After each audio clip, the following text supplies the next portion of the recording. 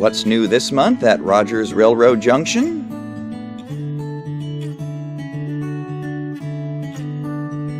We've got wheels on wheels with piggyback cars in multiple styles, starting with Athern Roundhouse and 50-foot heavy pig flats. Packaged complete with trailers included, a half-dozen different road names are available, while RP25 metal wheels, optimized weighting, and knuckle couplers are all standard features.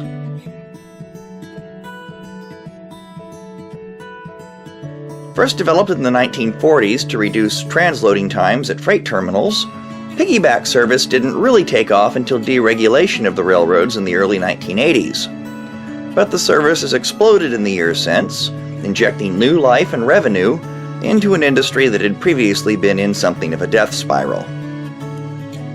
And that success is reflected in a similar offering this month from Walthers, who's out with 53-foot pig flats. Prominently featuring a realistic fifth wheel for proper trailer placement, many other small details are faithfully replicated, including a collapsible brake wheel for those troublesome situations when a load shifts and a more traditional brake wheel would be snapped clean off. But that's not all from Walthers. As part of their proto lineup, they've also got 89-foot double pig flats as well. With ratchet-style handbrakes and chains, these cars also feature a retractable fifth wheel for mounting extra-long trailers, if one so desires.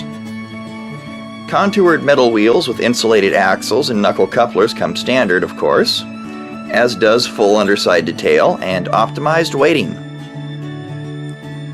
A common sight on most mainline roads, these cars join forces with spine sets and well cars to form the backbone of America's modern intermodal freight fleet. But of course, all this open deck space is pretty pointless without something to put on it. And to that end, we're turning back to Athern and their ready-to-roll line with 50-foot box trailers. Chock full of intricate detail, from safety monogrammed mud flaps, to lights and reflective striping, to the crank handle for deploying the jack stand. Everything you'd see either trackside or on the highway is here. Available in over a dozen liveries from various railroads and trucking firms, so there's sure to be something to fit any theme. And that just leaves the question of what to pull it all with. So to answer that, we have SD40s, also from the ready-to-roll line.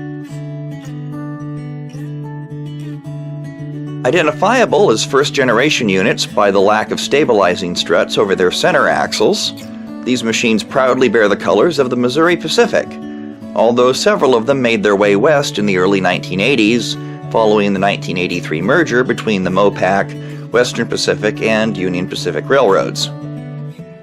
They didn't stick around long, however, as their lack of dynamic brakes made them ill-suited for Western geography. Apparently, there aren't a whole lot of mountains in the Midwest. Who knew? With features that include freestanding grab irons, full end details, a flywheel drive line, and an Economy sound decoder with full digital control.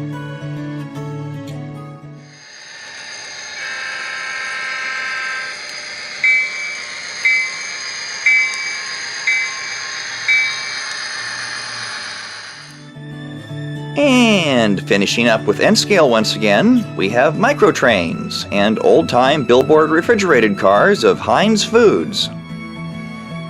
Yes, the company primarily known for ketchup so thick you could spackle a wall with the stuff, actually hosts a whole family of other products as well.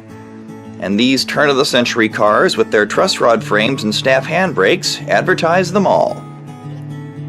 Featuring realistic roof hatches and a surprisingly intricate brake wheel, these cars are smooth runners and take N-Scale detail to a whole new level. And of course, they're just one of the surprises we have in the store this month. So come on down and see what else is new at Rogers Railroad Junction today.